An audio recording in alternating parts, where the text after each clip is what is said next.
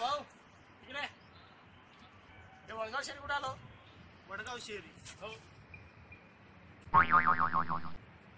इथून सरळ जायचं, लेफ्ट घ्यायचा, ओके हायवे लागेल. ओके हायवेच्या पुढे का मग? थोडं पुढे जायचं, सिग्नल लागेल. ओके मग तिथं का? सिग्नल पासून राईट घ्यायचा, ओके ब्रिज लागेल. ब्रिज संपल्यावर मग वडगाव शहरी येतं का? कोपऱ्याला साधू महाराज बसलेले, त्या साधू महाराजांपाशी जायचं.